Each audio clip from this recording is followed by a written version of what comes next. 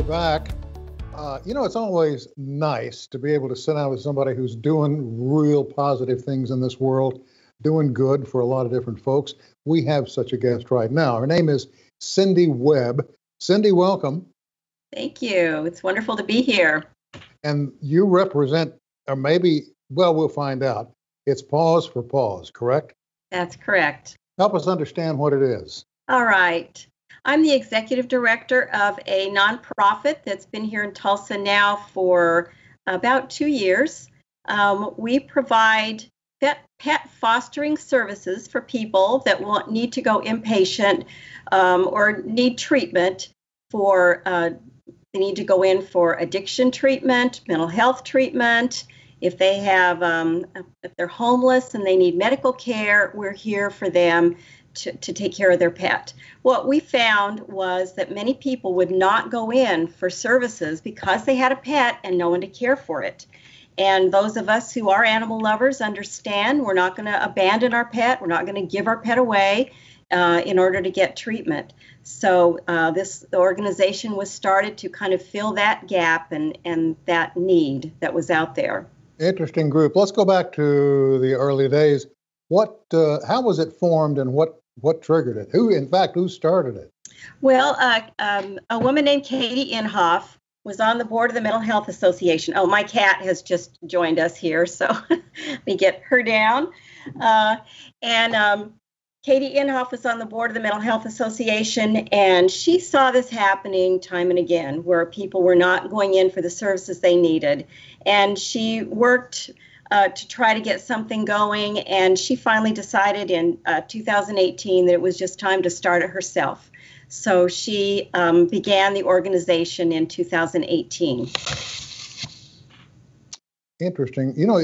I guess I'm going to come off like a jerk here, but I'd not given thought to that someone might need help caring for an animal while they're incapacitated. Well, you're certainly not alone. In fact, we have found out, Katie, when she did her research, found out that we are the only organization like ours in the country, as far as we can determine.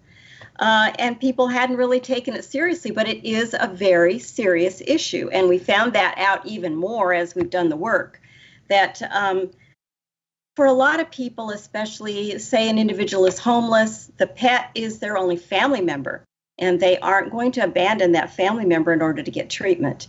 We had one individual who was living in a homeless encampment with his 2 dogs. And he, one of the very, very cold nights, I think the winter before last, he had his 2 dogs, so he wouldn't go into a shelter because he couldn't take his dogs with him. He ended up getting frostbite on his toes. And we were finally called in when he contacted, or I guess Mental Health Association found out about him. And we were contacted, and we did take his dogs into foster care. He ended up losing half of one of his foot because it got gangrene in it. And he just refused medical care because he had no one to care for his dogs. So once we had his pets in our foster care program with one of our wonderful foster families, he was able to go get the medical care he needed, and he got skilled nursing after he was out of the hospital. And we just took loving care of his pets until he was able to get them back. And they were united. Yeah. I have heard tell, and really I'm woefully ignorant about it all, but I have heard tell that there are homeless folk who will, if they have pets, ensure that their pets are taken care of before they are. Oh, we found that over and over again. These pets that we get in, and it's not all homeless people. We will help out any individual that needs to go in for treatment for mental health or addiction issues, whether they're homeless or not. But we have found with the homeless population we've dealt with, these pets are often very well cared for and healthy and well fed. And it is true, they will frequently take better care of the animal than they are of themselves. Yeah. One other thing that we always do, people have to actually agree to this, to have their pets vaccinated and neutered if those things haven't already been done. So that is something we do for individuals free of charge as part of our program, so that when they get their pet back, their pet is neutered and vaccinated.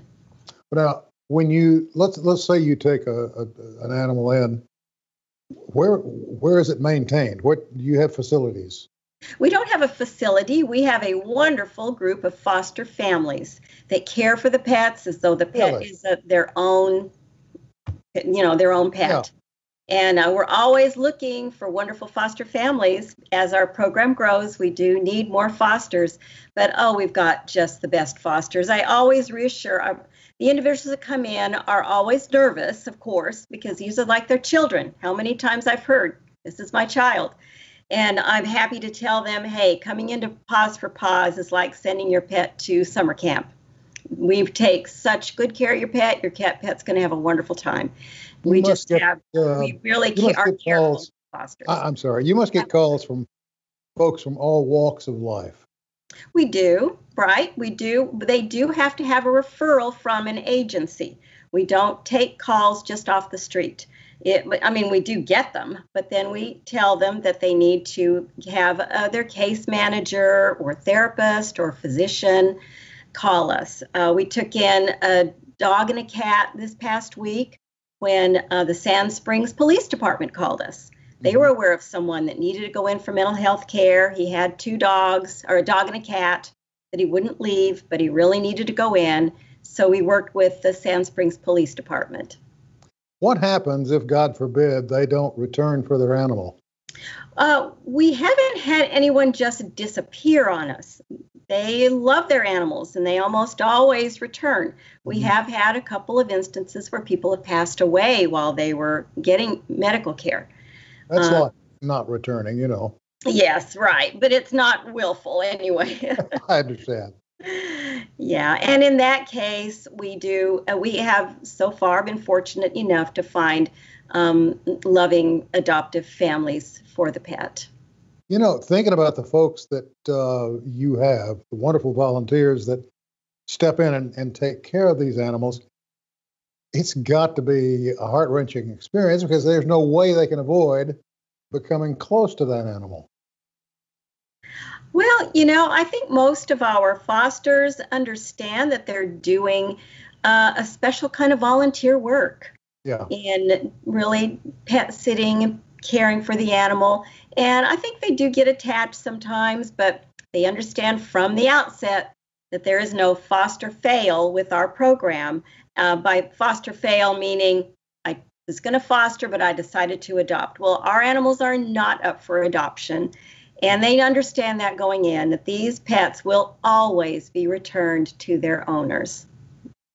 Someone facing surgery lives alone. They don't know what to do with their Dalmatian. What happens? What steps need to be taken? If that individual needs to go into the hospital, they would need to have their therapist, their psychiatrist, their doctor, case manager, caseworker contact us and put in an application, and then they will be considered to see if they meet our qualifications. Sure. Do you have a 24-hour hotline? Well, that would be me. I wouldn't say it's 24 hours. I have answered the calls in the evening, but I at this point in our organization, I'm pretty much available. Okay, we got about a minute left, Cindy. I'd like to use that time if we could, because I know you guys need assistance from the community. Sure. What do you need? Well, of course, like all other nonprofit agencies, especially in the time of COVID, we can always use monetary donations. And people can donate to our organization by going on our website. It's www.pawsforpawsok.org and clicking on the donation button. And then we do need things like crates, bedding, collars, leashes, stuff like that. Yeah. We're out of time. Cindy, thank you for coming in and opening our eyes to a situation, to a wonderful organization. And thank you again for taking time to visit with us. Well, thank you so much. It's wonderful to be able to spread the word about our organization. We're all out of time, folks. I'm sorry I'm going to have to leave Miss Cindy to one side and step back into the closer role. Thank you for being a part of it. Thanks for joining us. We'll see you next time around. Just remember, be careful out there and sleep well tonight.